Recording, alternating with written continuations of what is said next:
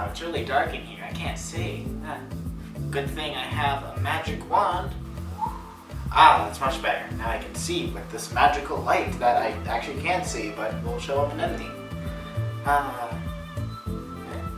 not much to see here. Oh no.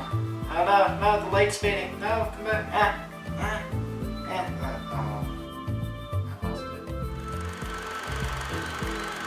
Here on the left, we have the original footage of me waving a wand around in front of a green screen like an idiot, and on the right, we have the final product, where I'm using the wand as a light to allow me to see. This effect can be broken down into 3 parts: the motion tracking, the particles, and the lighting.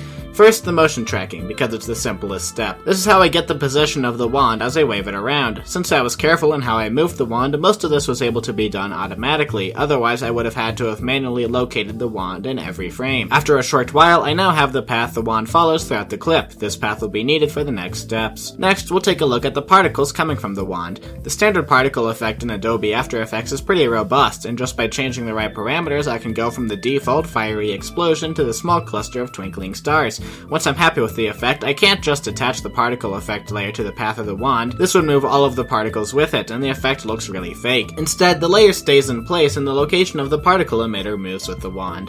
This creates a trail of particles as the wand moves. Add some glow and some blur to the particles, and now it really looks like the tip of the wand is glowing. Finally, the most advanced step, the lighting. Now I only want the light to shine on me and not on the background. This is what the green screen is for. I can cut a copy of myself out of the background, then I'll take the original, change the background, and darken the whole thing. Decreasing the saturation, lightness, and adding a blue tint is a good way to make the shot look like it was taken in the dark. So now we have the darkened original footage with the still illuminated copy of myself on top, but in order to make it look like the light is shining on me, we need to make it so that the illuminated version only shows up in the area around the wand. Everywhere else will see through to the darkened layer. To do this, I'll create a new layer representing the shape of the light, a circle with a softened edge. Next, I'll attach this layer to the path we motion tracked earlier so that it will follow the wand. And now for the cool part, I can use this layer as a track matte for the illuminated layer, which makes it so that the illuminated layer is only visible where the shape layer is.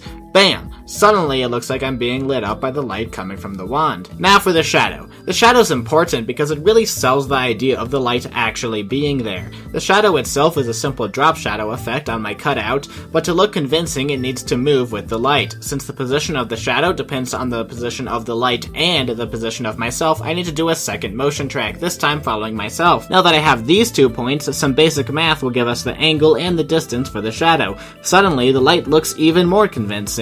We're almost done, but there's one more little thing I want to do to make the light more magic-y. We're gonna color it. First, I'm going to apply a slight tint effect to the illuminated layer, then another one to the particle effect layer. To make the color change over time, I can add an expression to the color variable, which will cycle the hue over a period of about 10 seconds while keeping the lightness and saturation the same.